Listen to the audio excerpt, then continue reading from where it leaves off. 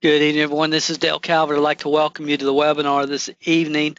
Appreciate you guys being with us.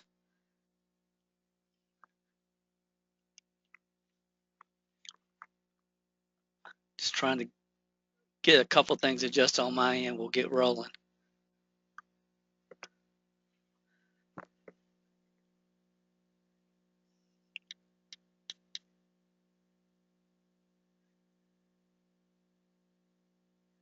Got people talking in my ear. Hold on just 1 second, guys.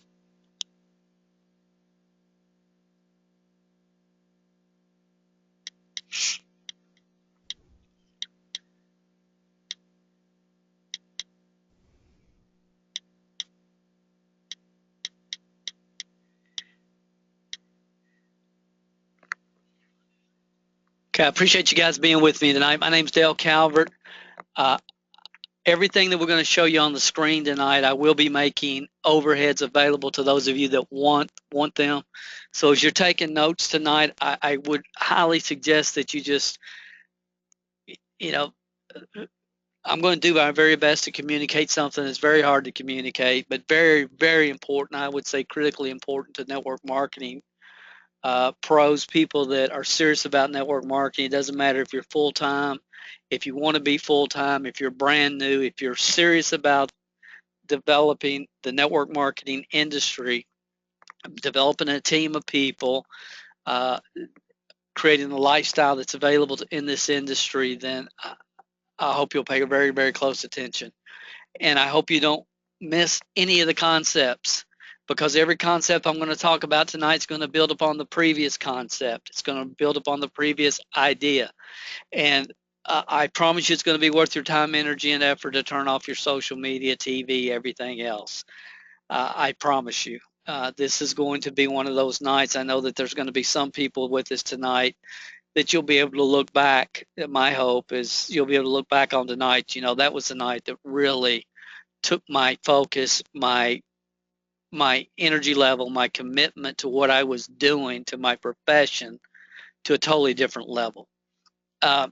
I hope you're asking yourself the question you should always be asking yourself, and that is, who is this person and why should I be listening to them? That's a very, very important question. You should always ask yourself that before giving your time to anyone. Who is this person? Why should I be listening to them?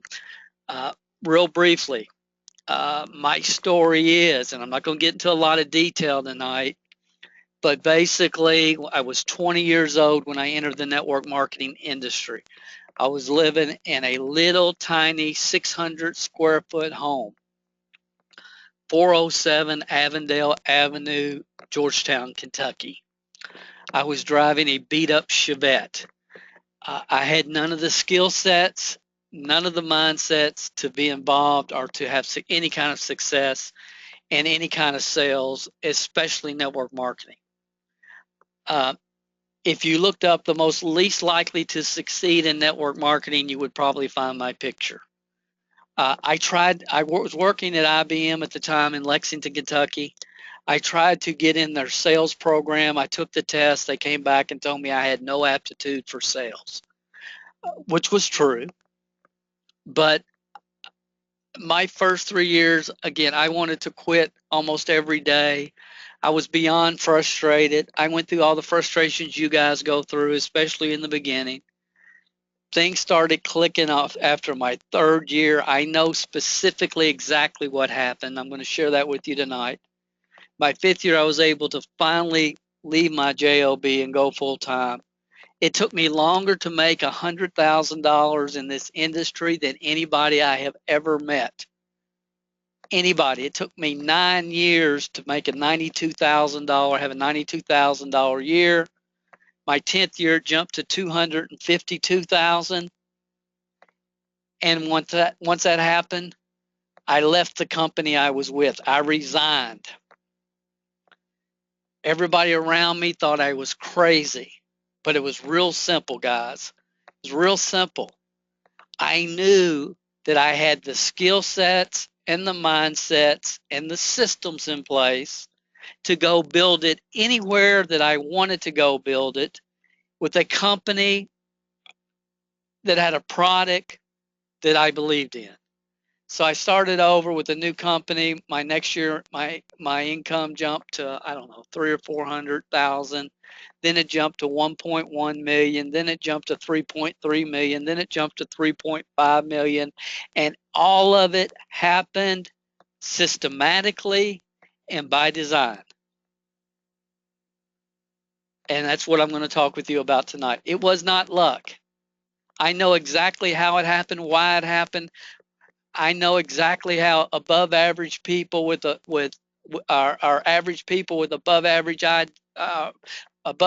drive and work ethic uh, that I work with created full-time incomes, $1 million incomes. I know how it happened. I know exactly specifically how it happened. And that's what I'm going to share with you tonight. Now, I'm going to share with you a perspective on network marketing that can only be provided by someone who, number one, has lived it and has no agenda. Now, I really want you to hear what I just said because this is important. We all know that in the last 15 years, especially, 99% of the webinars, the trainings, quote unquote, generic that we have access to are really nothing more than a pitch for some kind of back end network marketing program. Are there, as a guy told me today, he said, Dale, why do the people that can't do it try to teach it? Those that can't do end up teaching. And we all know that's true. Many of us know the backstories of a lot of people. So I'm just telling you guys up front, bottom line, my wife and I operate 4 different businesses. I love the network marketing industry. I have a disdain for what it's become. Honestly, and I think now is the time as an industry that we have to take things to a different level. I have no hidden agenda here. I'm doing this because it's what I feel like I need to do for multiple reasons, and I'm not going to get into all that tonight. Those of you that have been following me, been clients, customers for many, many years, you know since July of this year, something's happened to Dale, and you know that, and it's true. And again, I'm not going to get into all that tonight. Here's the bottom line. I am going to share with you what I know beyond a reasonable doubt. I know what I know, what I know when I'm talking about here. I know it can be the difference between you changing your life with this industry or having a very long, frustrating experience. And that's what I'm sharing with you tonight. I have no agenda. At the end of this webinar, I have a package of some of our training products that I think will be a complement to what we're going to share with you tonight. I am going to make an offer that I've never made before. I'm also going to be offering an audio that none of you have ever heard before because it's never been available to anybody unless you're a paid consulting client. If that offends you, you should probably jump off the webinar right now and give somebody else your spot. I, at a young age, at 20 years old, was given a gift that really I didn't realize I was given until, well, honestly, in the last year or so. I was given a gift that 99.999% of the people who enter the network marketing industry are never given. They will never have the opportunity that Dale Calvert had, and had nothing to do with the company I was involved with or anything like that. I just want you, please hang with me. When I got started, I was 20 years old. I was young and I was ignorant. And here's the key. I knew it. I knew that I didn't have a clue about marketing, sales, team building, leadership, you name it. I didn't have a clue. And I knew I didn't have a clue. I wasn't 35, 40, 45, 50 years old when I entered the industry with so much baggage and so much preconceptions about life and business that I couldn't absorb and learn. Does that make sense? I was young and I was ignorant and I knew it. And again, ignorance is a phrase that I don't find offending at all. I'm ignorant today. My brother's a taxidermist. He's a hunter and a taxidermist, and everybody tells me that I meet that he's very talented with his taxidermy skills. I don't know squat about taxidermy. Have no desire to. Uh, Many of you listen to me tonight can play a musical instrument. Some of you play the piano, some of you play the guitar. I could go on and on and on. I don't know how to play a musical instrument. I know where middle C is on the piano. That's all I can tell you. I am ignorant about playing an instrument. But I could learn taxidermy. I could learn how to play the piano. I could learn pretty much as you can anything in the world I want to learn. If other average people have done it, then I can do it, and so can you. You can. And I understood that when I was 20 years old. I believed if others had learned how to do it, I could do it. I knew without a shadow of doubt that through repetition, I could become unconsciously competent. That's thanks to a book by Tom Hopkins. I wish I knew the name. I don't remember. But he talks about the 4 steps of learning, and ultimately we can all get a point to unconsciously competent, which basically means we can do it in our sleep without even thinking about it. We don't even have to think about it. It just comes right to us automatically because we've learned through repetition. I knew I could program my mind for success and learn the skill sets necessary for success. I learned early on to get perfect at what you're doing. You have to practice perfectly. Don't settle for second best. Practice doesn't make perfect. That's a lie. Look throughout the industry and you'll see examples of that everywhere you turn. Perfect practice makes perfect. If you're doing it wrong, it doesn't matter how much you practice it if you're doing it wrong. If I'm on the piano hitting chord whatever and I think I'm hitting middle C, it doesn't matter how much I practice the wrong chord. If I'm not on middle C, I'm never going to get it right. And to me, a lot of this stuff, guys, it's just common sense. People tell me, Dale, I got 15 years experience in network marketing. I said, that's awesome. How long you been full time? Well, I'm not full time yet. What? What did you just say? And you had the nerve to even say it? Most people don't have 15 years experience. Honestly, they have one rotten year repeated 15 times. That's the truth. And you can spend the next 15 years like you have the last 15 years, or you can decide, you know what, maybe I should do some things differently.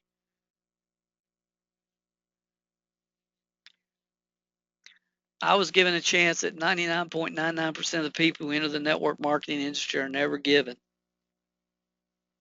I entered the industry in 1980. I don't know, I need to look this up, but close to that time, an invention called the Walkman was invented. The Walkman, the Sony Walkman. If it wasn't for the Sony Walkman, I would not have the opportunity to speak with you tonight. And guys, I really, really, really want you to hear what I'm saying. This is not some fluff pie in the sky. This is so critical. See, I understand that I'm the I'll get into that in a minute. But the Sony Walkman was invented. I was lucky enough, fortunate enough to have a job that allowed me to listen to audio cassettes while I worked through my Walkman. From the day I entered the industry, for the next 5 years, without exaggeration, guys, without one, this is low what I'm getting ready to say, and anybody that knows me and was around then will tell you that's absolutely true. Everybody in my family got aggravated because we were not allowed to listen to the radio. I listened to audios. At that time, I was working 40 to 46 hours a week. I had audio cassettes going while I was driving to my job, and for 8 hours, even while I ate lunch, I'm listening to audios. I'm really pretty much ignoring my coworkers because they're all acting like they're in the third grade anyway. And if you guys, I mean, that was my experience working in corporate America. It was like I felt like I was around kindergartners every day, trying to make fun of somebody else and just crazy stuff. It's like these are adults. It was ridiculous. I listen to audio cassettes 50 hours a week. Now, if you think about that, that's 200 hours a month. That's 2,500 hours a year. My first 3 years, I listened to over 7,500 hours minimum of audios. And this was at a time in history when you had the greats like Mary Kay Ash and Art Williams, Dr. Norman Vincent Peale, Dexter Yeager, Glenn Turner, Jim Rohn, Earl Nightingale. This was Jim Burke, Jim and Mary Jo Burke, uh, Wealth Without Risk, Nothing Down, Robert Allen right here, the great Larry Thompson. There was books, people were talking about the magic of thinking big and think and grow rich and psycho-cybernetics, and the list goes on and on and on. And I got in the industry to make a couple $1,000s extra a month so I could devote full time. I was a semi-professional magician, like magic, doves, floating girl, that kind of thing. And I wanted to do magic, and I just needed something else, another income stream. That's why I got involved in the industry. I fell in love with the personal development aspect of this business, and it totally 100% transformed my life, as it will anybody's. I want you to think about this for just a second, guys. If somebody listens to 7,500 hours of audio over a 3-year period, is it going to warp their perception on things? You name the topic. I don't care if it's knitting. I don't care it could be anything. If you listen to 7,500 hours, it's going to give you a different awareness, perception, insight, whatever you want to call it. You're not going to be normal. Okay. And so I'm listening to personal development, but more than that, I'm also listening to the great builders at that time in my company, but also I'm listening to all the Herbalife leaders. I'm listening to all the Mary Kay. I have a Mary Kay friend that's giving me audios, and they're saying, why do you want to listen to Mary Kay audios? Because I love the stories. I love to hear the path.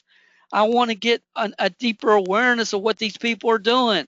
Yes, I had thousands of cassettes of different cassettes from our company because it was over 30 years old. But I started getting a different awareness about what this industry is, what it takes to really duplicate, and I got very passionate about it. It was the greatest gift that I was ever given. And it's clear now looking back, but I had no clue at the time. I was just like everybody else. I was trying to learn what the magic foo-foo does. What are all these people doing that I don't know how to do? What is it? There's got to be something I don't know. There's got to be some kind of secret. All these people have a magic genie at home and they're rubbing it and the genie's coming out and helping them build their business. How are they doing it? Everybody in my town's negative. Everybody I talk to doesn't want to do it. People around here are lazy. We all go through the same thing, guys. Every one of us. And here's what I started to learn. Number one, excuse me, all self-made successful people think the same way. I used to go to infomercial pitches within driving distance of me just to watch the whole pitch, just to watch the whole experience unfold. I didn't care if they were teaching people how to get rich in real estate, whatever they were doing, didn't matter. I wanted to watch the whole experience unfold. Maybe that's weird. I don't know. I thought it was normal. But see, I think it goes back to a lot that I knew what I didn't know. My ego didn't say, well, golly, Dale, you're 30 years old. You should know how to do this stuff. even though you've never done it before.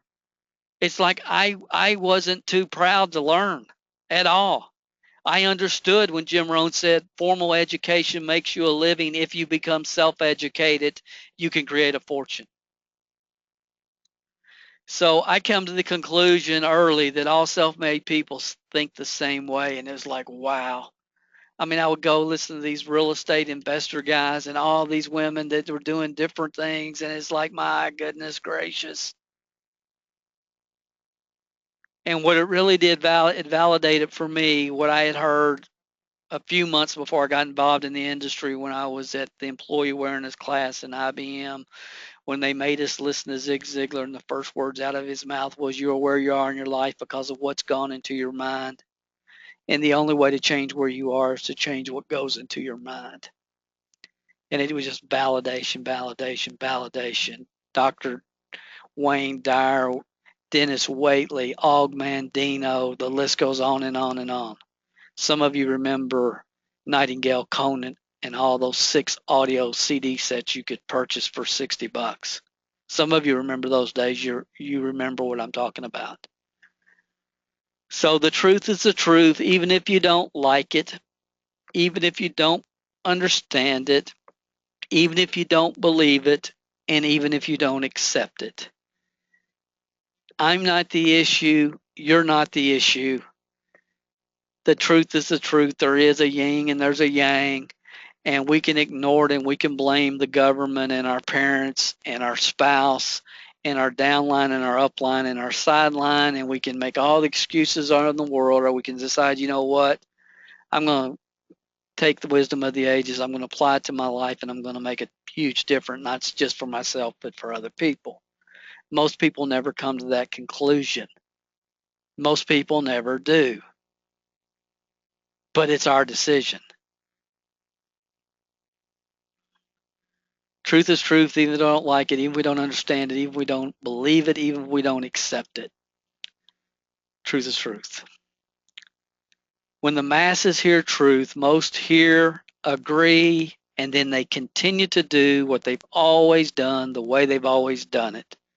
It's amazing to me that people can pay thousands of dollars to attend a seminar, take a spiral notebook full of notes,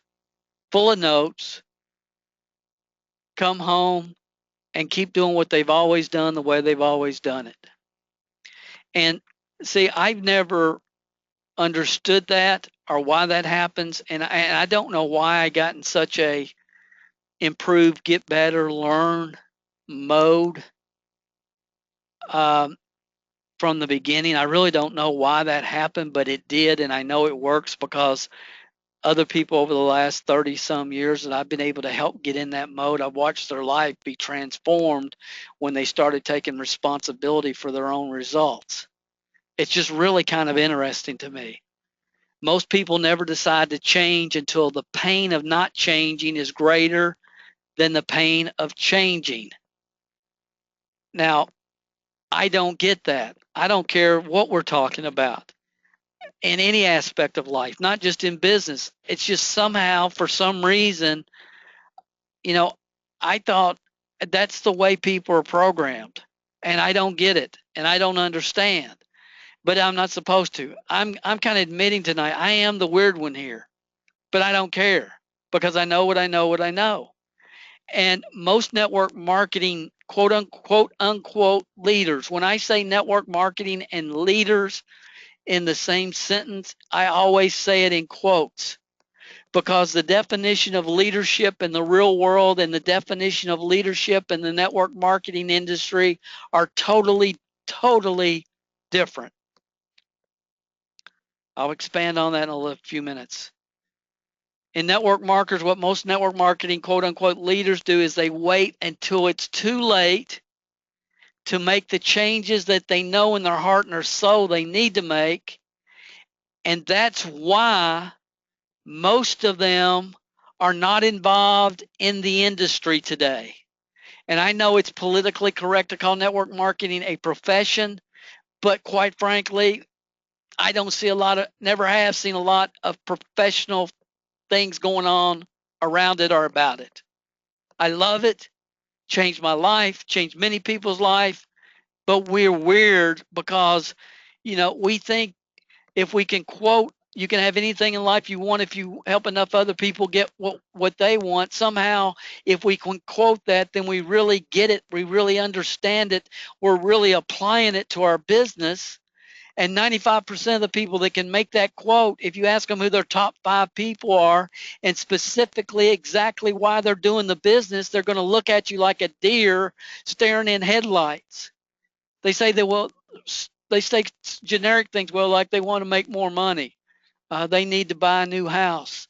They don't have any specifics about why their own people are doing the business. So how can you help somebody get something that they want in life if you really don't know what it is? Say, Dale, you sound like you're pissed off. Somebody just sent me a text. I am not pissed off. I'm not. But guys, it's just, when's enough going to be enough? When's enough going to be enough? So I'll calm down. I was 20 years old. I had all the credibility in the world, and I did have credibility, but I had credibility with other 20-year-old snot-nosed kids like myself. I've always kind of been a person that if I say it, I absolutely believe it, and I don't talk a lot about. I don't like small talk. I don't like fluff. If you walk on the elevator or I walk on the elevator with you, I'm just going to be crossing my fingers. You leave me alone and don't say a word. If we're on an airplane, I would just as soon not say anything to you. Not that I don't like you. It has nothing to do with that. I would just rather not have to put forth the effort. And it is effort. It doesn't come naturally to me. The only thing I had going for me was really determination, refusing to quit.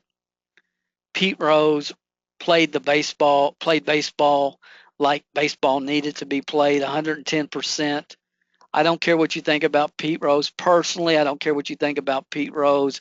Uh, Gambling, not gambling, none of that means beans to me.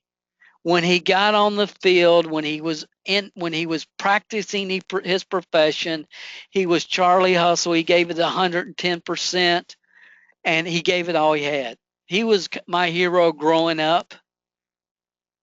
So maybe that had a little bit to do with it. I don't know. My parents are very credible people. If they say it, you can take it to the bank. I don't know where all that comes from. Doesn't matter. It doesn't matter. It is what it is. So I had nothing going for me in the industry.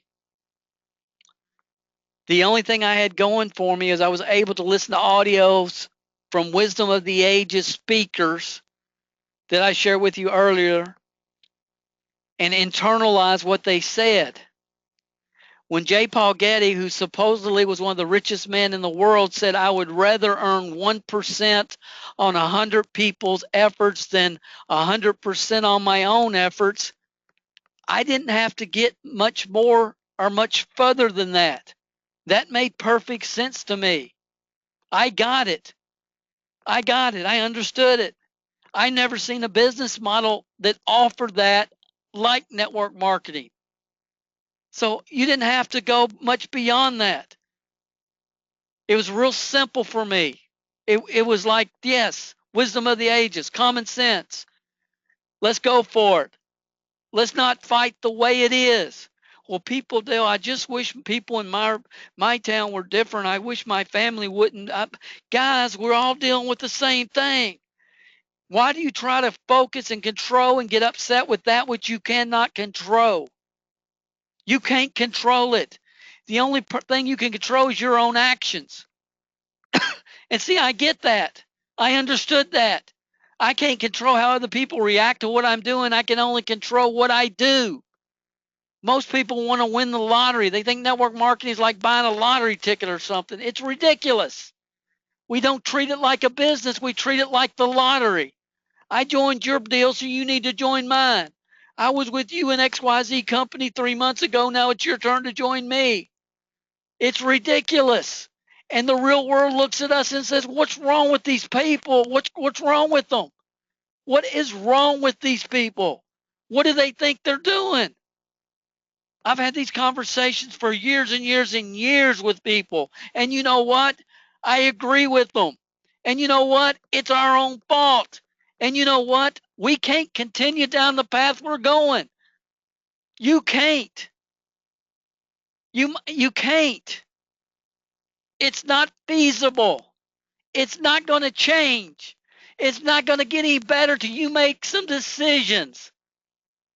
That goes for the industry as well as individuals. October 1983. At 6 o'clock in the morning on a Saturday morning at IBM in Lexington, Kentucky. I got there to work my 6 hours overtime. At that point in my career, I had listened to, as I mentioned earlier, 3 years in, approximately 7,500 hours worth of audios. Not only I was in the Shackler Corporation at the time.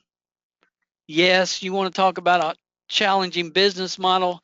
Try selling vitamins in 1983 when you walk into a grocery store and the only vitamin on the shelf was one a day, and everybody was taught that you get all your nutrition from your 5 basic food groups. If you were selling vitamins, you were a tree hugger.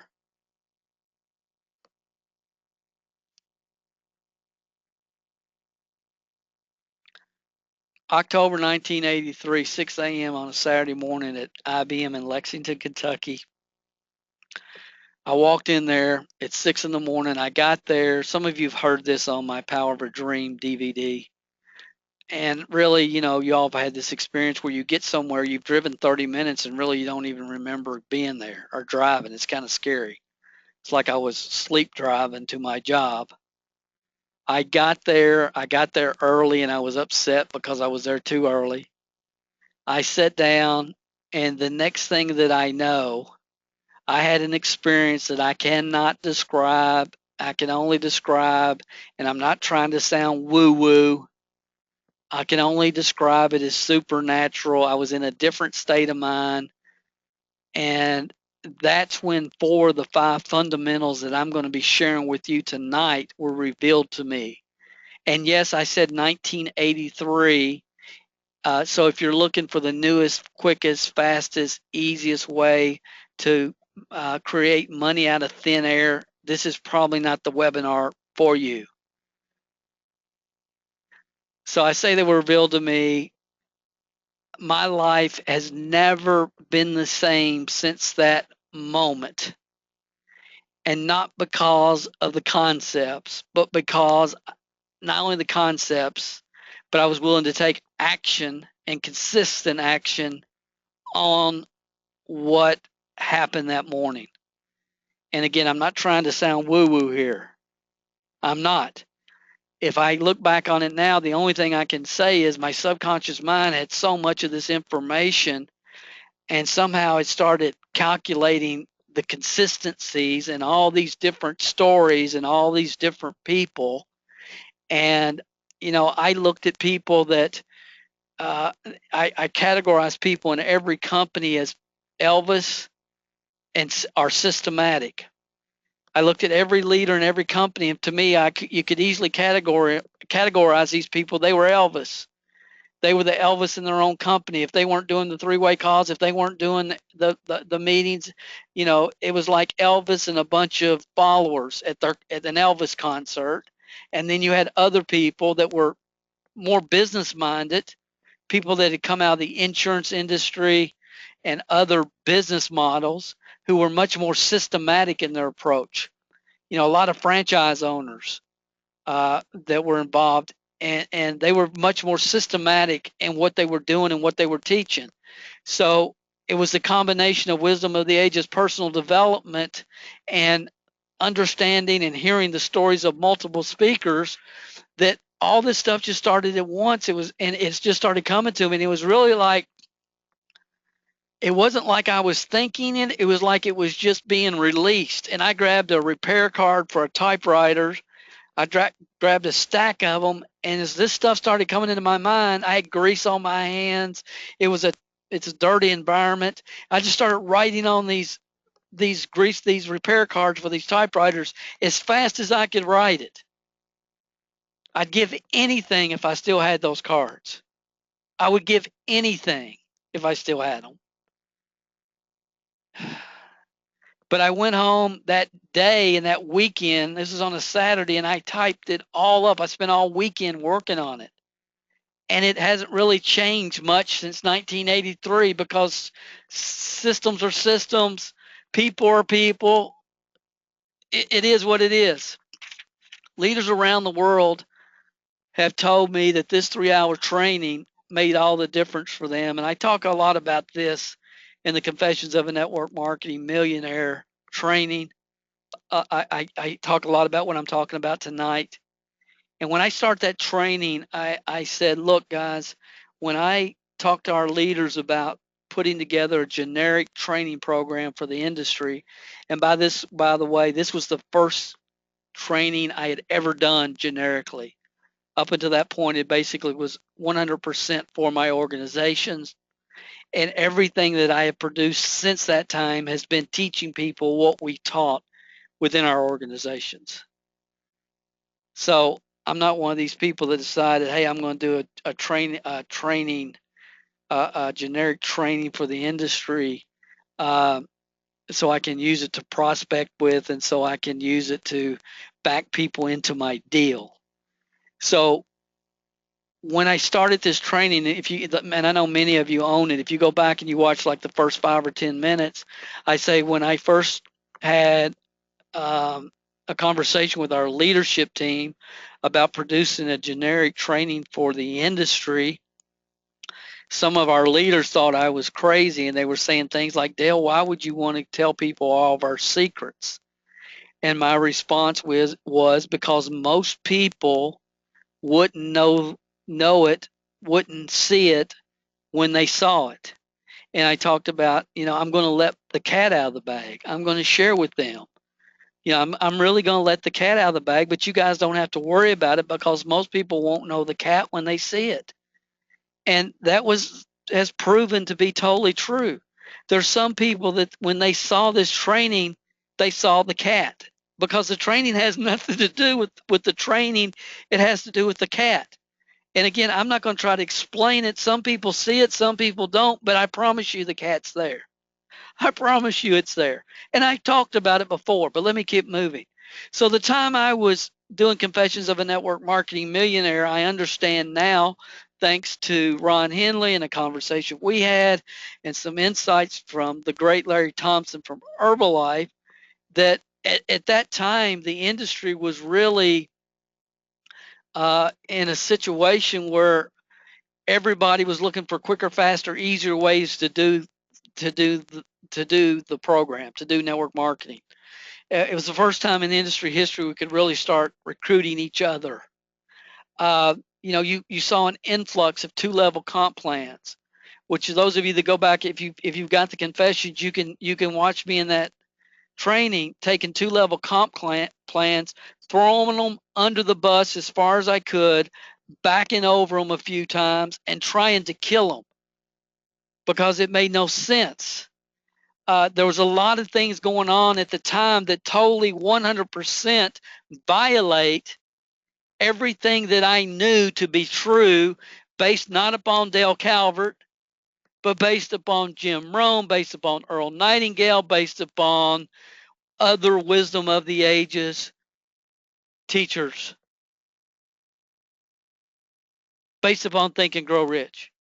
We were starting to violate these principles, trying to make it quicker, faster, and easier, instead of trying to teach people how to reach their potential and become true leaders.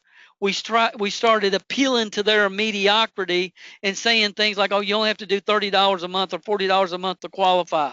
You get paid all the commissions on your second level, 45% on your second level. So, and it was just all this minutia that was going on, and it was driving me crazy. So you can see that in the confessions. And at the same time, you got Success Magazine coming out saying the industry creates millionaires. And it was becoming like unbelievable. The industry was just moving forward, kicking rear end and taking names, and it became very competitive. So you had all the rag magazines people running advertisements saying things like, we do 80% of the work, you keep 100% of the check. You saw all these people teaching people to spend a couple $100 and mail out 100 audio cassettes to blind mailing list to build their business. All this junk was going on, and it was driving me crazy. And see, now I know why it was driving me crazy. It was driving me crazy because I spent 7,500 hours my first 3 years learning real truth about what it takes. And again, it's not my opinion, guys. See, a lot of people get offended. Well, Dale, you shouldn't say that about this or that. Or that. I don't. It doesn't matter to me. I've never had original thought in my life. Very few. As it relates to the network marketing industry, 1983 is when I understood it because of the experience that I had, and then being able to implement those principles and watch average people like myself duplicate what I had been able to do over and over and over and over.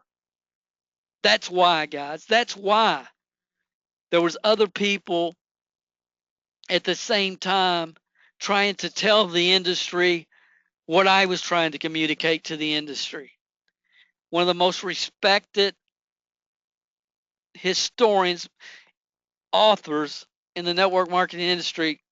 I love Ron Henley, as many of you know. If you haven't heard the webinar that Ron Henley and I did here 3 weeks ago about critical message network marketing leaders worldwide, it's at MLM Help. You have to watch that webinar. But Lynn, now think about this, guys. This is 1995. It's 20 years ago. 20 years ago, Lynn wrote an article entitled The Land of 10,000 Unrecruited Heavy Hitters. It's on MLM Help. You can do a search for it. Here was the basis of that article. He said, now more than ever, we are mostly recruiting each other. Guys, this was 20 years ago. Eventually, we have to stop and learn how to create leads and bring those that have never been in the industry in. All we've done the last 15 years is recruit each other. Ever since this article that I showed you came out and we realized there was more companies out there besides our own, guys, remember this was before the internet. 97, 98, around this time. This article was written in 1995. Here's what's happened the last 15 years. All we've done is recruit each other. It's like the blind leading the blind. It's like sheep running right off the cliff. I found this. It says your competition, but everybody's doing what everybody else is doing. It says I'd like to question the leadership on this move. And of course, everybody shut up. You're undermining the troops. You're creating a bad attitude on the team. Yeah, all that minutia. All that minutia. Guys, this is reality. As you'll learn when you go back and listen to that webinar that Ron and I did a couple of weeks ago, you'll learn this concept, which I knew it, but I never had really heard it put this way, and it was paradigm shifting for me. When a movement strays from its core values, there's always unintended consequences. So during this time, guys, what I'm trying to do, I'm frustrated. I'm concerned about the industry as a whole.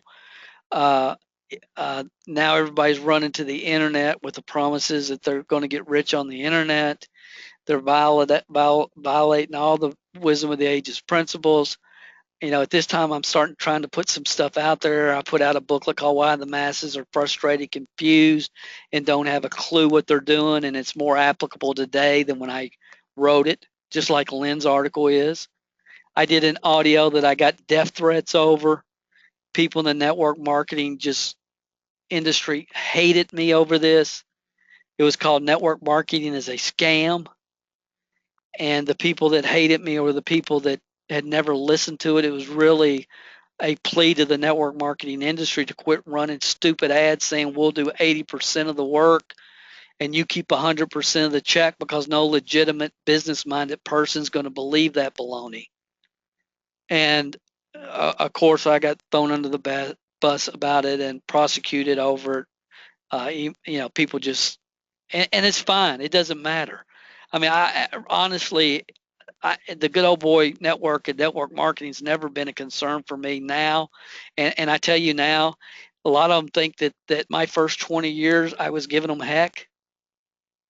Uh, I've just been a kind of behind the scenes at some level for the last 15. Uh, they aren't going to believe the next 20. I promise you. I promise you, because I have to. I'm not.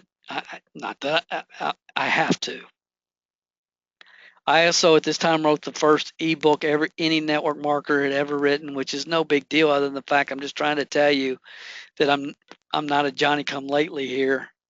And it's called The Success Principle the Internet Has Stolen.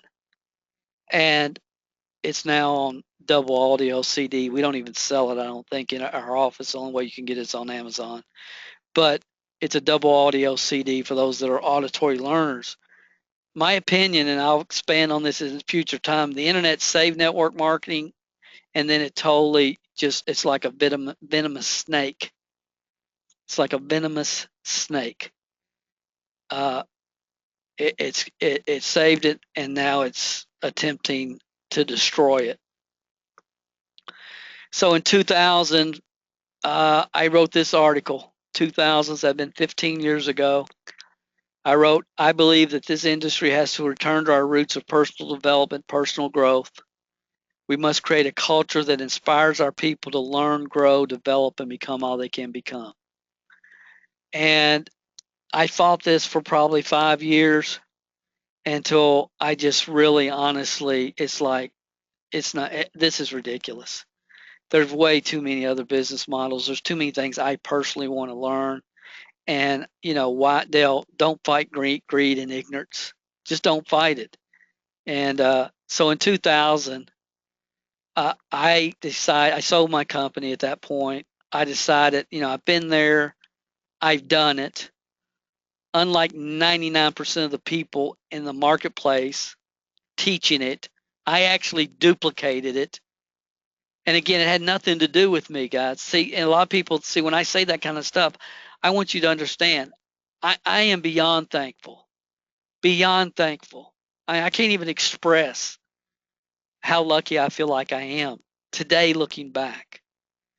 But I duplicated. I got the T-shirt. I'm finished. I'm tired of fighting greed and ignorance. I'm tired of this entitlement mentality. Uh, uh, so I'm done. And when I was no longer part of building a company or part of a company, something happened. And today, I'm 15 years later, I'm very thankful it happened. But my phone started ringing because at that point, a lot of people that some of the people that I had personally trained owned companies at this point. A lot of people were doing really well. They said, Dale, come and teach your local MM lead system. We're doing a super Saturday. We'd like for you to come and teach. People wanted me to do conference calls, corporate events. And I had network marketing support service since like 1994, but it was just more a way to communicate with our people than it was anything other than that. I wasn't actively, doing seminars. Everything was within our own organization, our own company. And and at this point, my phone started ringing. It's like, you got to be kidding me. And for the last 15 years, I mean, I am so thankful because I mean, I've had the opportunity literally to travel all over the world to share ideas and concepts with people that will make a difference in their life. And I've stayed in the industry. I've kept my blog going. I've wrote a couple of different books, like the 7 Lies of Attraction Marketing. I've done a lot of seminars. I've done corporate training schools, and I've met some awesome, awesome people, awesome people. really good people. But I've seen the same challenges over and over and over and over. So it's really kind of taken me 34 years to realize that I was the freak of nature.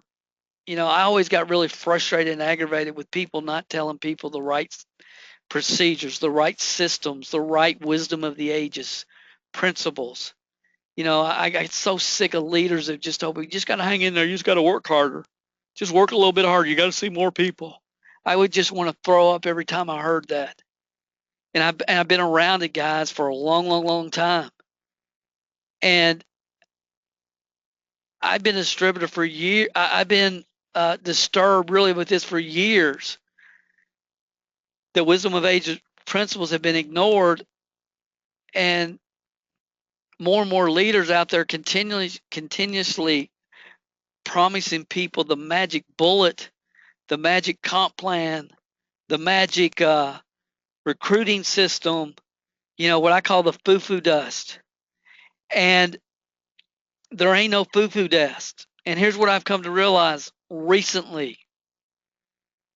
I believe one of the worst feelings in the world would be a network marketer who has a leadership position, who has a leadership title in a company, and they're able to get to the top of the comp plan because, man, they just work hard, they're credible, they're good people, they're really good people, but they really have no idea how they got there other than they talk to a lot of people and they work really hard. I think that would be a terrible position to be in as a human being. I really do. And they have a lot of newbies and a lot of people that are just getting started that come up to them at conferences and events expecting them to sprinkle the foo-foo dust on them.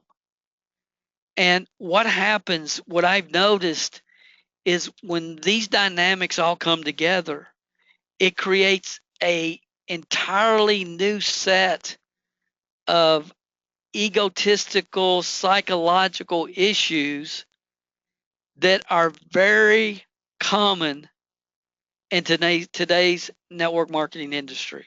Now, nobody's going to talk about this. And see, when I talk about this kind of stuff, it offends people.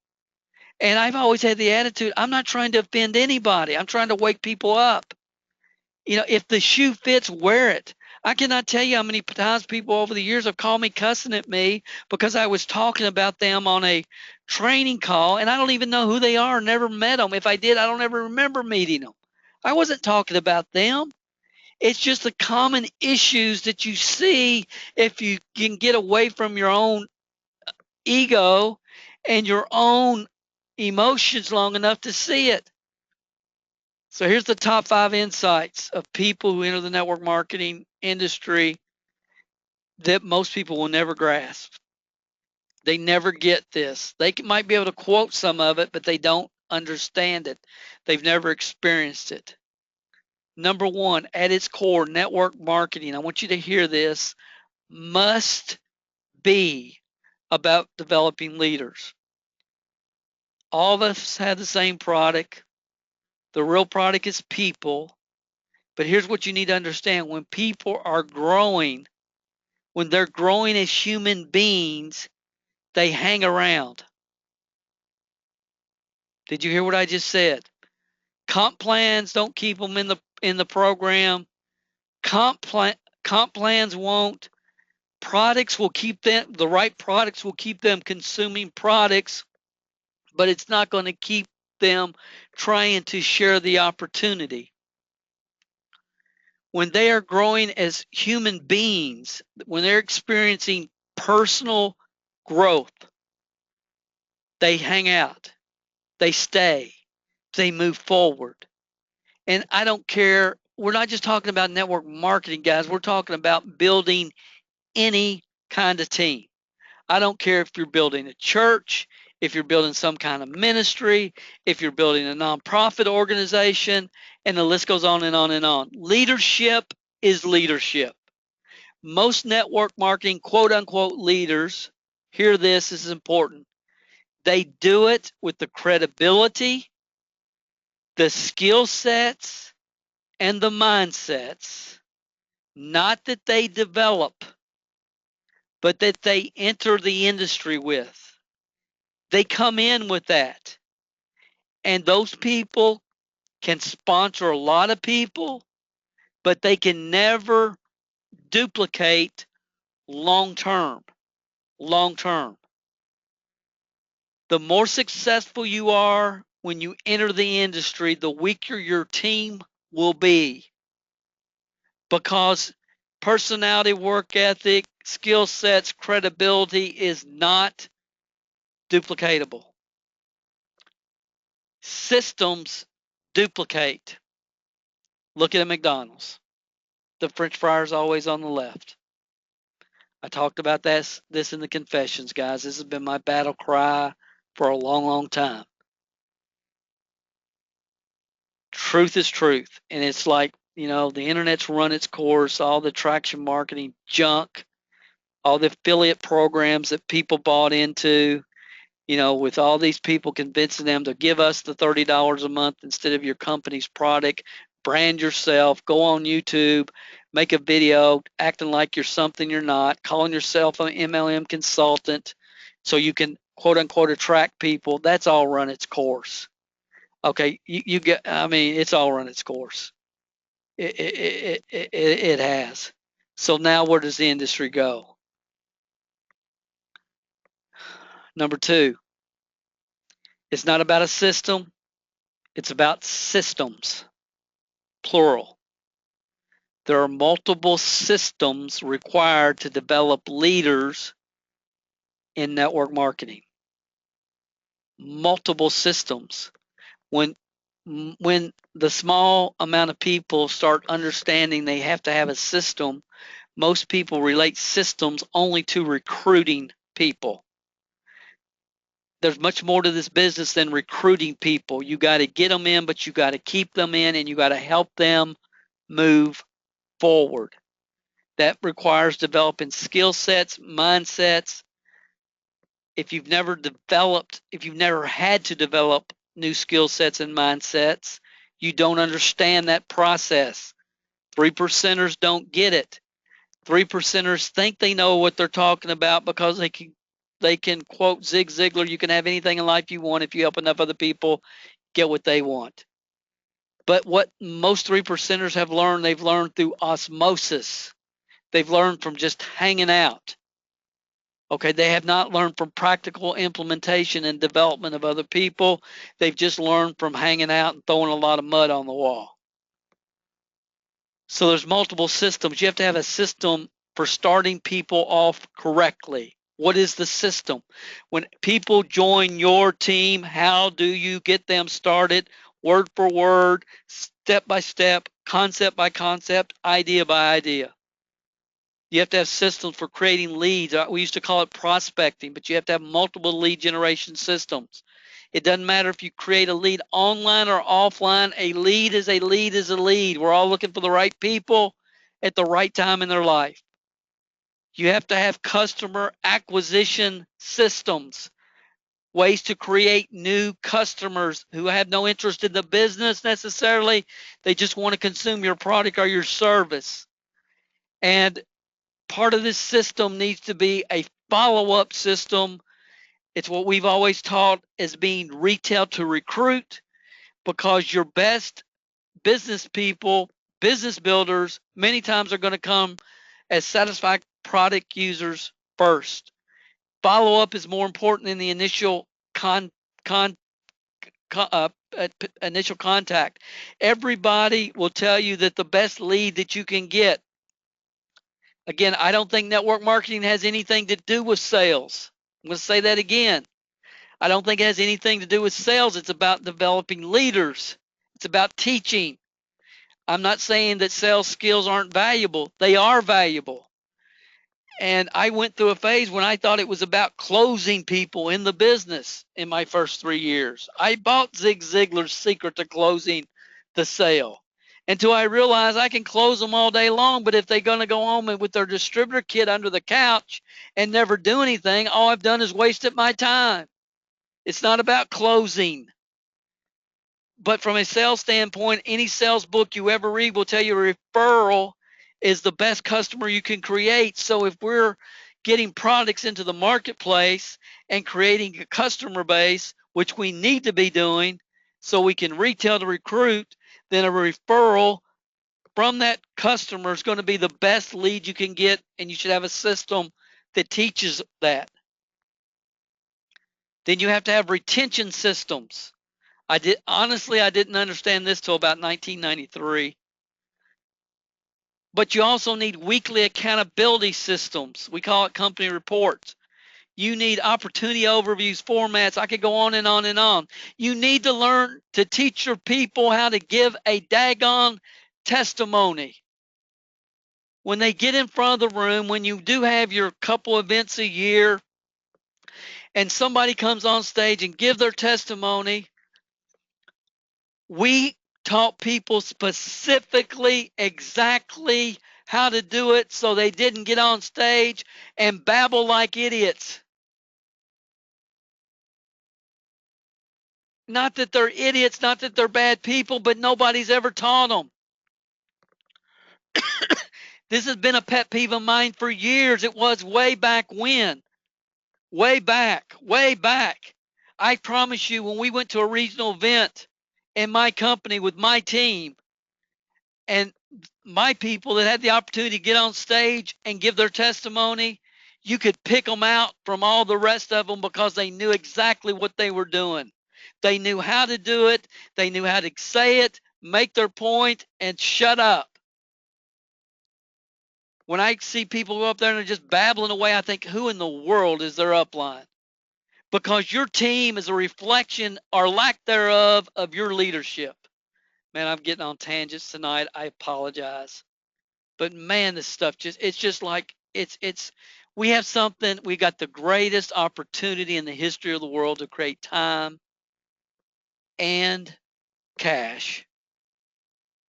And we've totally neglected every solid business building, personal development principle that has ever been taught. And again, I might be exaggerating a little bit, but unfortunately, it's not much.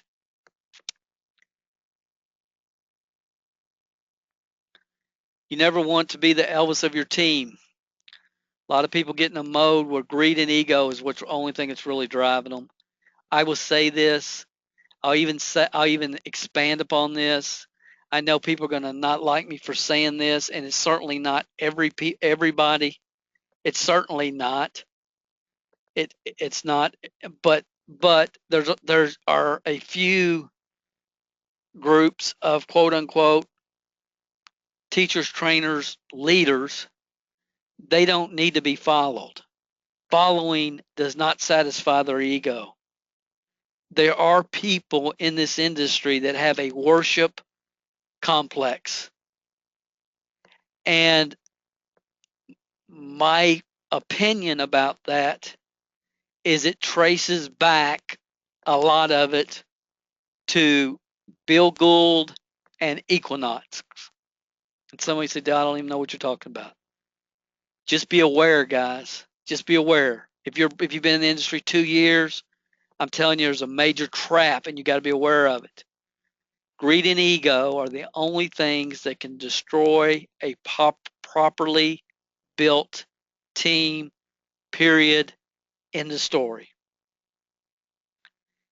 If you look at most of the companies that had some momentum and they aren't even around today, and you look at the backstory, what happened, 90% of the time, it was greed or ego related. I believe, and I wish I'd learned this many, many, many years earlier, that it's just as important to get rid of the wrong people as it is to keep the right people. See, I'm on this webinar tonight. I know how many people registered. We had a great response. A lot of people registered. I'm on this webinar tonight. I have no idea how many people are listening to me. It doesn't matter to me. You see what I'm saying? It just doesn't matter. I don't care how many people are listening. because the right ones will be, and the wrong ones they got off a long time ago. See, I get that. I understand that. That's the way you need to approach your business. Get rid of the wrong people. It's okay to tell people, you know what, you ought to quit. That is perfectly okay. Weak people, uh, uh, people that can that have to constantly be griping, complaining, and blaming will pull down your team when they're around. Zig Ziglar taught me this. He said, "You ever met a person that the whole room brightens when they leave? The room brightens when they leave the room. Those people are not valuable to your team. They're a detriment. People that ego's so big, uh, that they can't even get their head in the door. People that are so closed-minded they can see through a keyhole with both eyes. All these type of people, run them off, get rid of them. You don't need them, you don't want them. Let them join another company. Okay, you aren't going to build your team to your potential if you're catering to these type of people. Give everybody a chance. But some people are bound and determined to go the rest of their life with their thumb stuck in their mouth. They just are. If they couldn't gripe, complain, and try to get somebody to feel sorry for them, they wouldn't know how to function on a day-to-day basis. The same amount of time, the thing that really I started to understand in those first 7,500 hours in Shackler, there was a position called a key coordinator. It wasn't the top position, but it was the next to the top position. You had to have 9 people at what was called the supervisor level. And what I was amazed with, this is pretty much in Amway, Mary Kay, Herbalife as well, same type of comp plan, is how can somebody be a key coordinator, have 9 frontline leaders, quote unquote, and have 200 leaders on their team, and somebody else be the same key coordinator, 9 frontline leaders, and 13 on their total team. If you have 13, you're not duplicating. If you have 13, you're the Elvis of your company. If you have 200, then you're teaching unified duplicatable systems. I hope that makes sense, guys, because I promise you that most people have never even considered it, what I just said there. They've never even considered it. They've never even thought about it. It's all about being Elvis. Give me a call if you need any 3-ways done. And new people don't even know what a 3-way is. I'm here to help you any way I possibly can. I'm a really good Elvis. It's just unbelievable. It really is. Number 4, you must provide proper direction. Leadership. Your direction must create a culture of accountability and personal responsibility. You have to hold people accountable. People don't want to do that because they're afraid they'll jump off the $40 auto ship next month if we try to make them accountable. This is a very important concept. That which is tracked can be improved. That's why any of you that have ever been involved in any of our teams over the years, and again, we've only been involved in 3 companies, but we've always taught company report. Company report. Some of you know that. Some of you know what that is. And I remember one leader say, why should I give the company a report of what I'm doing? It's none of the company's business. It's your company, moron. It's your company report. You're in business for yourself. We're not talking about your network marketing company. Just get out of here. It's like, are you kidding me? Why should I give the company my report? It's none of their business what I'm doing every day. It's like, are you kidding me? You got to be kidding me. And I wouldn't have had such a reaction except it was like, okay, I've had about 3 or 4 hours of this. I don't want to have 3 or 4 more hours of this. Weekly accountability is crucial when it comes to team building. Have definite closure with people that are not willing to throw the ball back to you. And again, I don't have time to get into all that tonight. You know what I'm talking about. Most leaders are stuck in a support mode with their team. It's like They're good people. They really are. They want to help people. They really, really do. They really want to help people. And they will tell them, if I can help you in any way, you just let me know. And they really mean it. Okay. I see that all over the industry. Okay. And it's not that they're bad people. And I'm not meaning to demean them in any way. My gracious, if they've gotten to a position in any comp plan, that means they've worked hard. They've made the effort, but it's like they're performing and they're maximizing what they have the potential to do. If they have the work ethic to get off the couch, that's the hardest part. That's where the start stops most people. And it breaks my heart to see people that are really willing to work and grind it out and have never really been taught how to develop a team. They don't understand the difference between directing, coaching, supporting, and getting people to a point of delegation. They don't understand that concept. That should have been internalized years ago.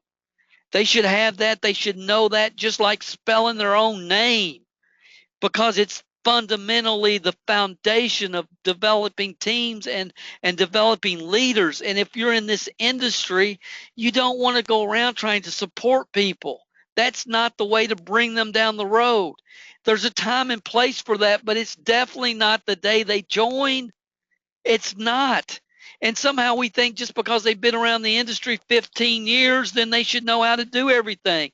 No, here's what they're going to do. They're going to call the same 25 people they called the last 7 deals they've been in. And after they've called those 25 people, they don't have a clue what to do from that standpoint on. Man, it's aggravating. It's aggravating. It's heartbreaking. You know, the America's in an entrepreneurial um, breakout right now like it's never been. Network marketing should be at the top of that. There's an entrepreneur spirit, I think, in the world like there's never been before. Right now, it's like, man, entrepreneurism is hot. And we should be leading the way as an industry. And it's like, oh, it's just another deal. Oh, you're doing one of those things. And we've brought all that on ourselves. We have.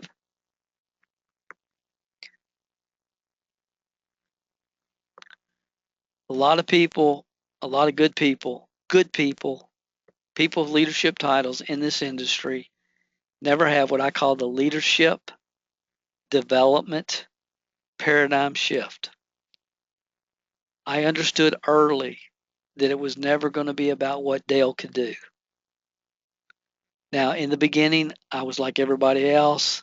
I had to focus on myself, my own time management, my own self talk, my attitude, my work ethic. I had to focus on how to generate leads but see, it's like get on it, stay on it, master it, then go to the next thing. Get on it, stay on it, master it, then go to the next thing. And what most people do is they're trying to learn. What is the old saying? You're uh, uh, jack of all trades and master of none. And the leadership development paradigm shift, what that means is, guys, I understood from the beginning that anything that I teach it systematically as part of our systems has to be able to be done by the 27 percenter. If the 27 percenter, if that average, honest, hardworking person cannot implement it with some effort and some time, if they don't have the opportunity to implement it, then I'm not teaching it. I don't worry about 70% of the population because they're going to die broke no matter what we do. 3 percenters have all the answers.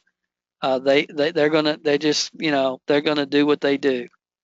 But I understood early on, if I can learn how to develop the 27 percenters that join my team, if I can take good average people that are willing to work, get off the couch, willing to start, If I can take those people and help them develop their leadership abilities, I'll be a superstar. And that was my focus really from the beginning, because I knew there was a lot more of those people out there. Yes, I could throw, if I went through enough people, maybe I could find a few 3%ers. And I have over my career, and I've worked with a lot of them. But that's not where the majority of people are. A lot of 3%ers think that they're going to take 70%ers and send them to eagle training and, make them an eagle. And it does not happen. When good people follow, when good people have to be the Elvis of their business, and they allow their ego and what I call position power, because they have a title. Not, they don't have people power, they have a position power. And when they allow their position power to discourage people from learning from others, I have a major problem with that. Listen, there's a lot of 3%ers I've met over the years. They understand that they just work their rear end off. They talk to a lot of people. They're very thankful to be at the position they're in, but they're also smart enough to understand that there's no way in the world that they're ever going to be able to teach people to do what they did, because really they just worked hard. They had a lot of God-given talent, skills, and abilities, and they just went out there and worked hard and made it happen. And when those people contact me and they say, Dale, look, I understand that you get my team and what they're thinking and what they need, and I love these people and I want to help these people grow and learn and develop, and I need your help to help me put those systems together. I respect those people more than any people on this planet in this industry, because they're able to they don't have to be the Elvis of their own company. A lot of people want to be the Elvis, and they discourage people from learning from those that have already done it. And that's really discouraging to me as well. You have to have the leadership development paradigm shift, even if you know that you did not develop and get to where you got to systematically based upon systems. If you did it based upon personality and drive and work ethic, with it, which again, I believe at this point today in my life and my career, and I never really got, that's the majority of people in network marketing today. That's the majority of people in network marketing today that are considered leaders. It's full of Elvis leaders, because the systematic leaders, many of them, and I really even hate to say this, but it's true. They got their training here, and they went on to do bigger and better and greater things outside of this industry, for the same reason that I kind of gave up the ghost 15 years ago, even though I've been staying very actively involved and supportive of people, because honestly, the industry wouldn't let me get totally away from it. Uh, it's kind of sad, guys. I don't even have any idea what time it is, and I don't care if you're still on here. You're hearing me. If you got to get off and go to bed because you got to work tomorrow, I understand. I'm sorry about it. I'm not going to rush it. After 34 years in this industry, I realized that a lot of these people that I thought were evil were normal. A lot of people I thought were evil were normal. Not to say that there's not scumbags in the industry. There's definitely scumbags in the industry, but most don't hang around very long. How many scumbags have we seen come and go? Especially the attraction marketing gurus, and I would love to just talk about that in major detail. The guy that started, he's probably a good guy. I really don't know. I'd love to sit down and talk to him sometime and have coffee with him. But the guy that started the whole traction marketing BS, as far as I'm concerned, I think he was probably sincere. when he started it, but he hadn't been around the industry in years.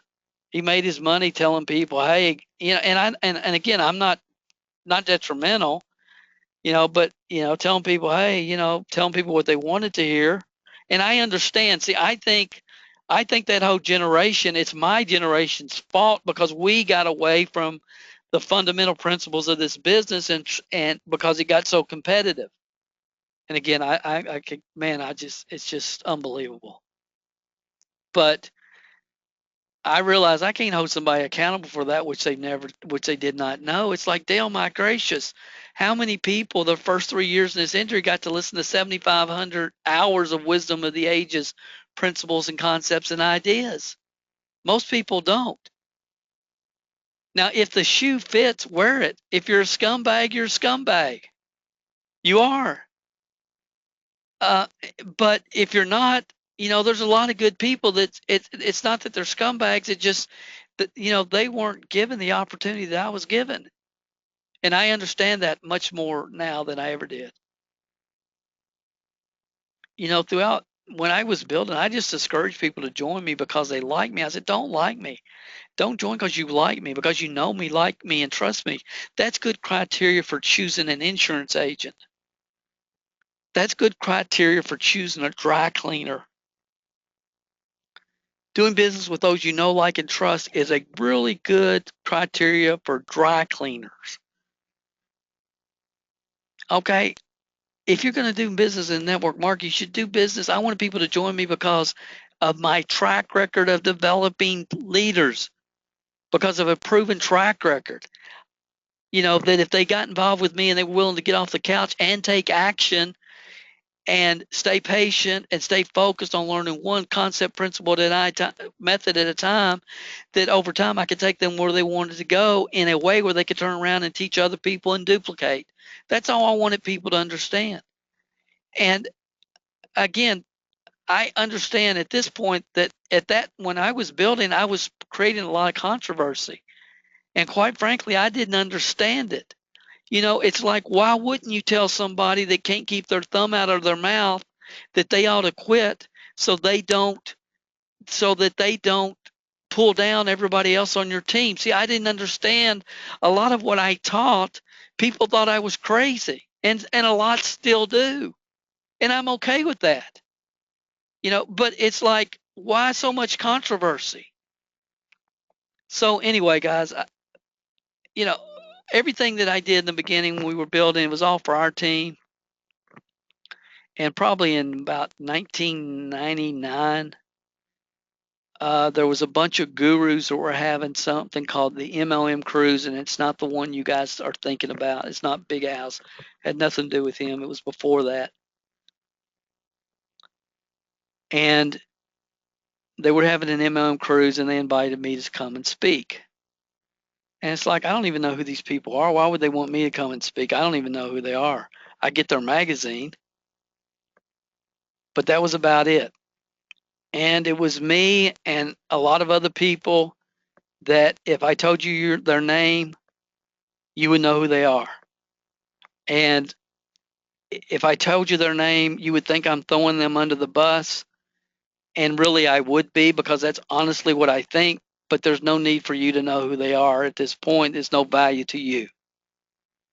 But it was the MLM cruise. There's some of you listening to me tonight. You were on that cruise with me. 1998, 99, 1998, 99. So I was one of the speakers. So I promoted the cruise. We got there. This is no exaggeration. There was 130 something people on that cruise. All the gurus, the people I, for the most part at the time respected greatly. All the gurus, were supposed to, hey, let people know on their teams that there's a network marketing cruise going on. There was 130 people on the cruise. Over 100 of them were from my organization. And I thought, what is going on? Where are all these guys people? Are you kidding me? So I'm just trying to put all this in context, guys. I go on the cruise. Most of the people there are on my team. Okay, I did a training called How to Sack Distributors. Sponsor them, activate them, and keep them.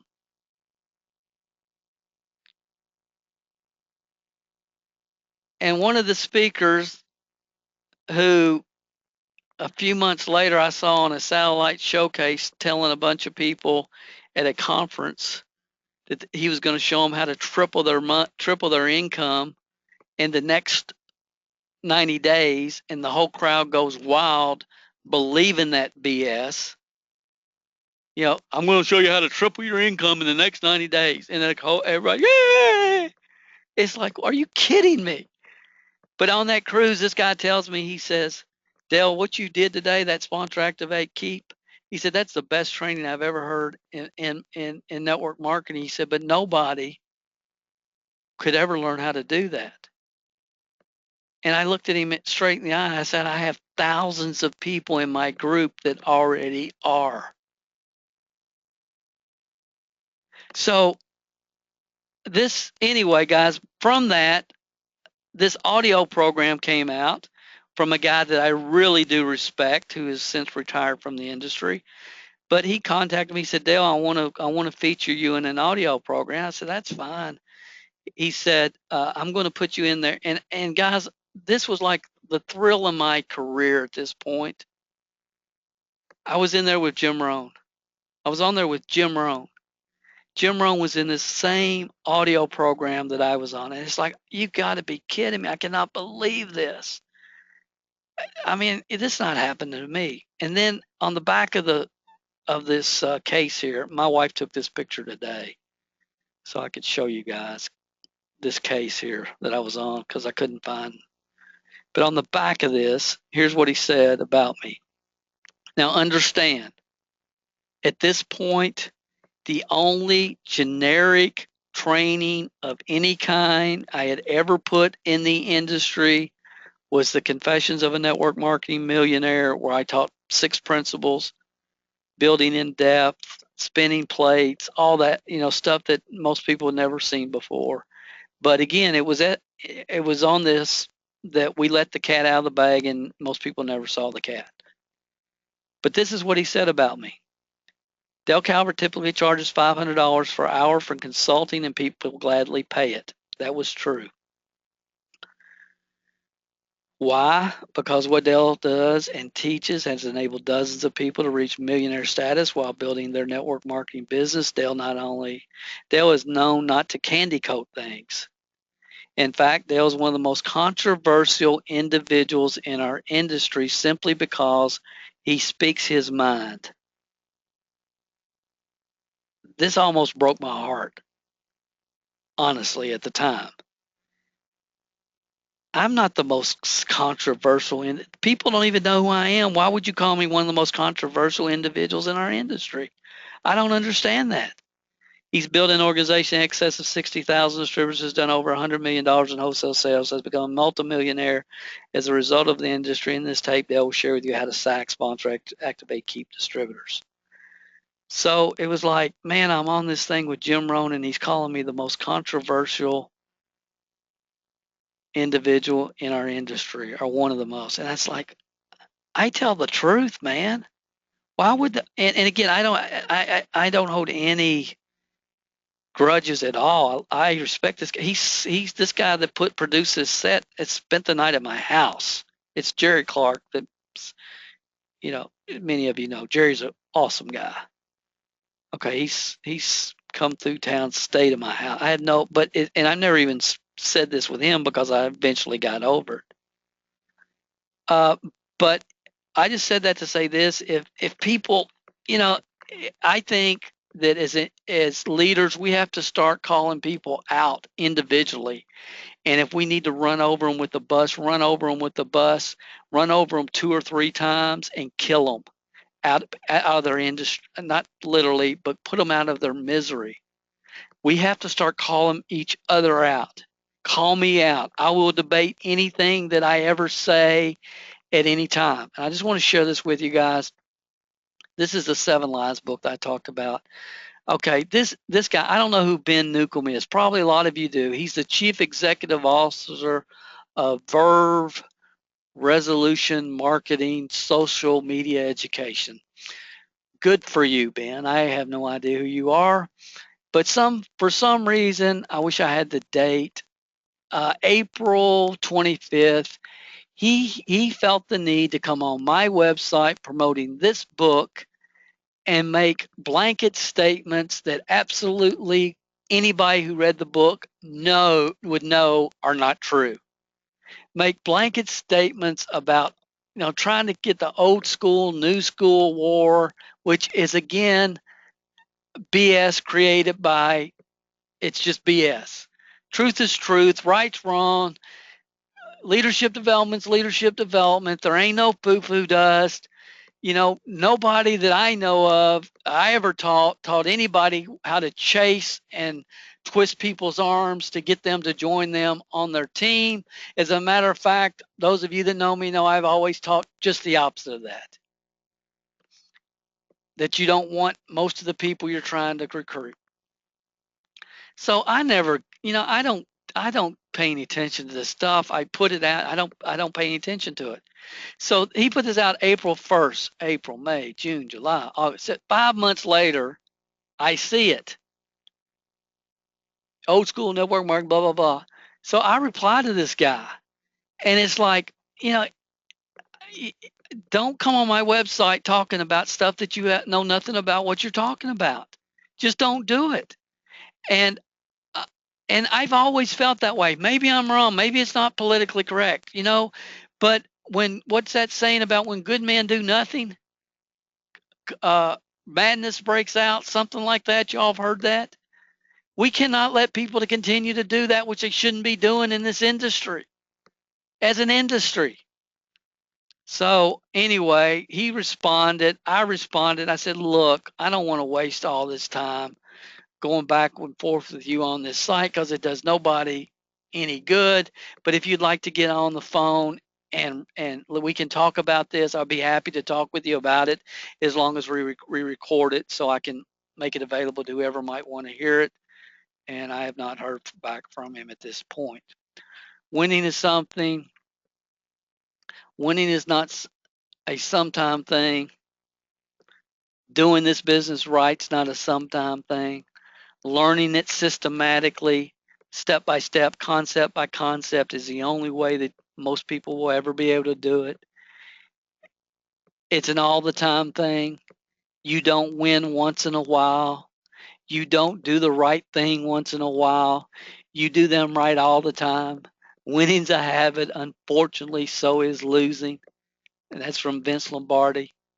So we have a lot of people following people from deal to deal, expecting to lose every time they make the jump. They have a little bit of hope for a few days, and then when they understand that the comp plan, marketing plan, leaders that they've been following is not going to help them get where they want to go, then they get stagnant. They become a social club member. They get their ego stroked when they go on the conference calls and the webinars, and they hang around until some other person they know jumps into the next hottest deal, and the process happens all over again. And that's what we become in the last 15 years. Vince Lombardi, when he got his Green Bay Packers together every year after they kicked rear end and took names in the Super Bowl the previous year, he would say, "Gentlemen, this is a football. They just won the they just won the Super Bowl." And he every year, "Gentlemen, this is a football. This is the basics. This is how you do it. It's not, you know, Vince Lombardi's philosophy is real simple. Learn 5, 6, 7 plays and learn them and run them better than anybody else can play it, and you'll dominate the National Football League." That was his philosophy. They're going to run right up the middle, and we're going to take it right up the middle, and you're not going to be able to stop us. We're not going to have whoopsie doozy wiggle, all these, trick plays, all this stuff. We're just going to run the basics, and we're going to run it right straight down your throat. And that's what he did. And he got his team focused on the basics every single year. They focused on it. They were better at it than anybody else. Man, what we can learn from that. So, ladies and gentlemen, these are the 5 core steps to building a duplicatable network marketing team. The first 4 came to me in 1983. This is how you do it, period. No, you can go out there and make money, but if you want to build long-term leadership, if you want to build leaders, and it doesn't matter if we're talking about network marketing or any other team, this is the process. Core principle number 1.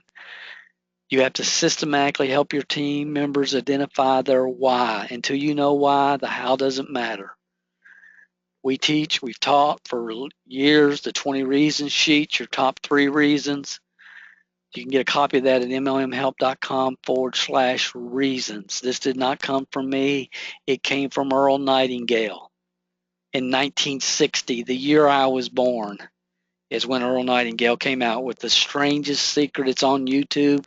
If you've never seen it, you should not just go watch it. You should memorize it. You should memorize it. This is in our office. You see the LP, the actual record hanging on our office wall. That's Earl Nightingale, The Strangest Secret. Because it is wisdom of the ages. It made a tremendous impact for me. Anybody that's ever heard any training I've ever done in the last 30 plus years, I've always said before they talk to their mama, before they do anything, the first thing they have to do is figure out why they're doing the business, because until they know why, the how doesn't matter. I saw this September 4th, which was this week, on Facebook. Some of you may know Shannon. Shannon started in our organization. I think he was 18 or 19 years old. He's probably, I don't know, close to, I hope he is, close to 40 now, maybe. He's probably close to 40, late 30s. Been around the network marketing industry for years. I saw this week on Facebook. This week. And I promise you, Shannon knew when he got started, he knew 20 reasons, top 3. Then the next level of that is something we've taught for years called a goal board.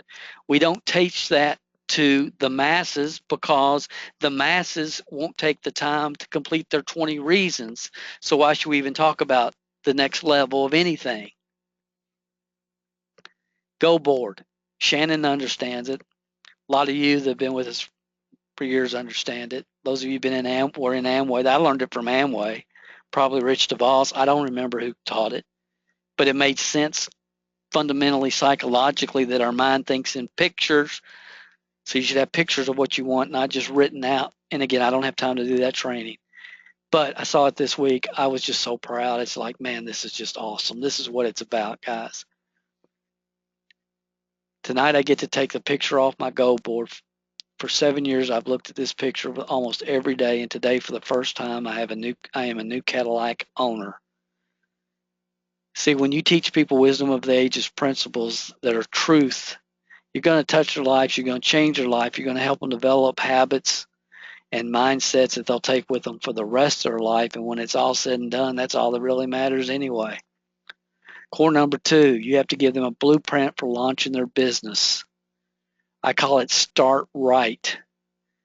We are following a system now. Start Right MLM. I've already produced the generic training. I did that, and this has been a great product for us. We have people that order, multiples of these at a time, because every new person that joins their team, they give them this training program. And I tell people, look, you don't have to do that. You can develop your own. Just use this as an outline, but it is the correct outline. And he said, well, Dale, how do I get them to fill out? How do I get them to fill out their 20 reasons sheet, and how do I get them to get plugged into the system? What do I do? It's real simple. Real simple. You say, we are following a system of someone who's helped thousands of people around the world create full-time incomes. Do you want to plug in to the system, or do you want to do it all by yourself? And if they say do it all by myself, say, enjoy. You sure that's what you want? Yeah, I'm sure. Okay. Then you don't need my cell phone. You don't need my phone number. Hopefully, I'll see you at the company convention in 4 months. And I wouldn't spend 1 minute of my time with that person, not 1 second of my time. If they want to do it on themselves, go sick them. If you want my help, let's go. Let's roll. And the first thing I need you to do is figure out why. Until you know why, the how doesn't matter. Here's your 20 reasons sheet. You can go online, you can print it, give me a copy of it, sit down with your spouse, figure out why you guys are doing this business. That's step one. Always step one. Always will be step one. And then step two is how do we get them started? I believe that we should get people started. We should have a step-by-step process. We should give them exactly what to say, how to say it. I believe that if you were starting a business today, a restaurant in Georgetown, Kentucky, I would let everybody I know that I'm starting a restaurant, and I would probably send them a discount certificate on a specific day where they could come to my grand opening and get discount on my food. That's traditional business mentality. I wouldn't call them and beg them to come to my restaurant and beg them to try my hamburger and beg them to I no.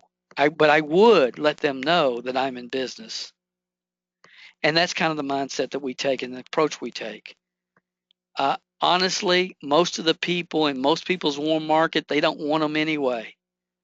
They don't want them. They really don't want their warm market. But every person in everybody's warm market knows somebody that's entrepreneurial, that's very entrepreneurial. I cannot tell you how many people have contacted me over the years and say, Dale, you don't know me, but we have a mutual friend and so, and I want to expand my business into Georgetown, Kentucky. And I'm looking for somebody with leadership and entrepreneurial background, leadership management experience. And he says, you're the guy I have to talk to. And it's like, buddy, I wrote that script 30 years ago. But we can have coffee, but I'm not going to do anything. But I'd love to meet you. Just the fact that you're smart enough to approach your business this way. Step three, master word for word customer acquisition system with a referral program. I call it retail to recruit. Retail to recruit. I've done enough information on YouTube about this for you guys to put a system together. Number four, talk about this in the SAC, sponsor, activate, keep, help them master a word for word process, a two-step recruiting process. The number one mistake people made 50 years ago when the industry started was they talked too much. The number one mistake they make today, they talk too much. The number one mistake they'll make 3 years from now, 5 years from now, 50 years from now, they'll talk too much. You have to make sure you have to do everything in your power when somebody joins to tell them to please, please, please shut up. Don't say one thing to anybody until we've talked about how to approach this. Don't even I tell people I told them, look, I don't even want you to mention this to your mama till we talk about the best way to do this. Okay, because they go out and when they don't talk, they go out and they try to convince people to join. You know it, I know it. If you've been around this industry forever, anytime at all you've seen it, they won't shut up about it. They're trying to convince them and they never give them the opportunity to hear the whole story. They make the same mistake over and over, and we let them. We let them make the same mistake over and over and over and over. We know what they're going to do. And in 72 hours, most people emotionally quit the business. Emotionally, they quit it. They give up because they've talked to 7 people and nobody's interested. Because we didn't teach them how to effectively go into the market, create curiosity, and help people get referrals, hear the whole story, everything that works. We don't teach. Because here's why we don't teach it, because we had the skill sets, mindsets, credibility to go in the marketplace and attract people and convince people to join. So we think that's everybody can, and 97% of the people that enter the industry will never be able to do that. But the 3%ers think everybody can. Golly Moses. It's real simple. Know why. Start them right. Master customer acquisition and a follow-up system. Best referral, best customer you can get is a referral. Master a two-step recruiting process. Step 5 is have definite closure when people quit throwing the ball to you.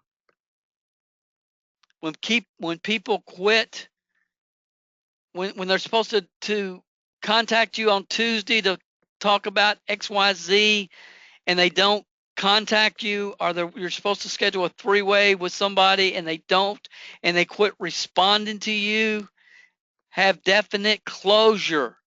Close the book with that person. Let them know it appears at this time you're not willing to do what you said you wanted to do to accomplish the 20 reasons you said you were going to accomplish. This should be with a phone call. So for right now, I'm moving on because I'm trying to get to spaceship commander in our comp plan, and I need 3 diamonds to get to spaceship commander. And if you're not going to be one of my diamonds, then I got to find other people to work with and make that very clear. That way you can maintain the relationship and they're not avoiding you if you run into them at the airport or something. Have definite closure and move on. And then you need a retention system, because in the first 90 days, most people are going to take off. They're going to have a beginning spurt, and then most people are going to have a slump in their first 90 days. It's always been that way. It will always be that way. It's human nature. When they slump, what are you going to do to get them back on track? Because if you can help them during their first slump, they'll never slump as bad the rest of their career. And most people call and try to pump them up. And if you say it, they doubt it. If somebody else says it, they believe it. Write that down. If you say it, they doubt it. If somebody else says it, they believe it. But people that they want to be Elvis. They want to be the one that motivates people and gets them back on track. And this is what I did for them. And they're neglecting the obvious numbers of the way it really is and human nature. So we have an audio called streak when you slump, and when people fall, you can give that to them to get them back on track. Or you can do it yourself if you want to. It really doesn't matter to me as long as you're doing it for the right reasons. Honestly, as your team grows, you don't have time to track all these people. And again, you're only going to be working with about 3 to 5 people at a time, but you got them in the beginning when you have, your organization is growing and new people aren't to a point of delegation yet. So you got to keep an eye on people 3, 4, 5, 10 levels under you if you're a leader. You can't delegate to somebody that's been in the program 90 days. Well, I'm not going to help them get any people because they won't work with them after they get them. That is about that is the most ridiculous thing I've ever heard in my life. You just hired them to come to work for you at McDonald's. They're trying to learn how to get the grease right in the French fryer, and they don't know how to run the drive-through yet. They don't know how to make the sandwiches yet. They don't know how to do any of the other aspects of the business. And you're not going to support them because they don't know how to run the whole McDonald's yet? You teach people concept by concept, idea by idea in about a year and a half, maybe 18 months. If you're lucky, you can get them to a point of delegation. If you try to delegate to people too soon, it's not going to work.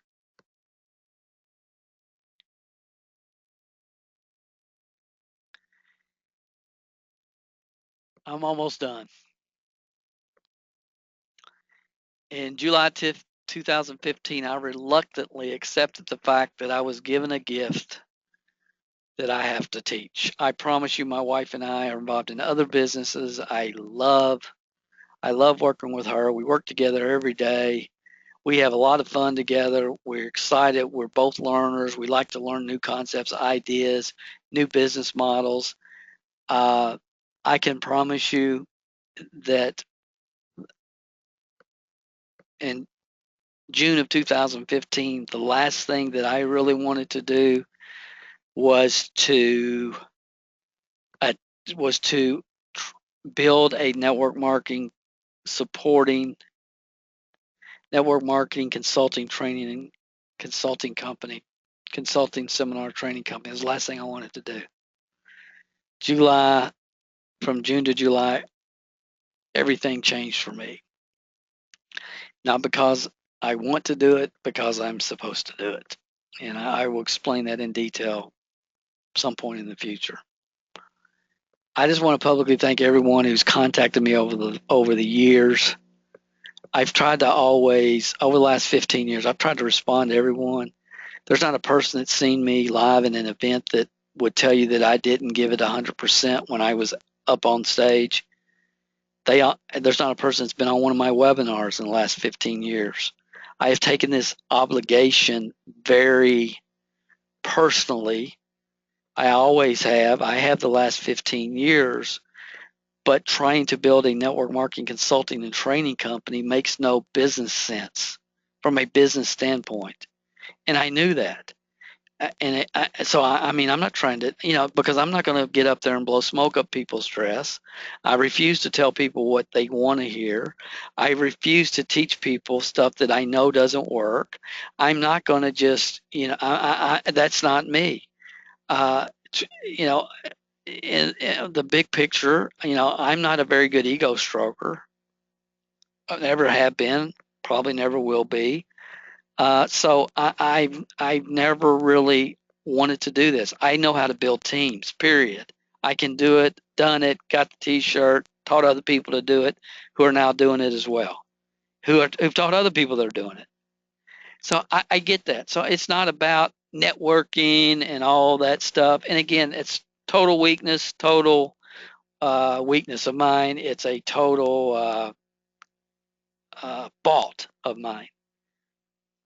But over the years, there's not hardly a day or that goes by somebody's not sending me a message that I don't recall ever meeting. And I got this. When was this? I think it was like this week. Yeah, it was like this week. From James Williams. He said, and he just sent me a sample of what went out. It said top recruiter for Legal Shield for week of August 24th through 29th. So that was just a couple of weeks ago, 2015.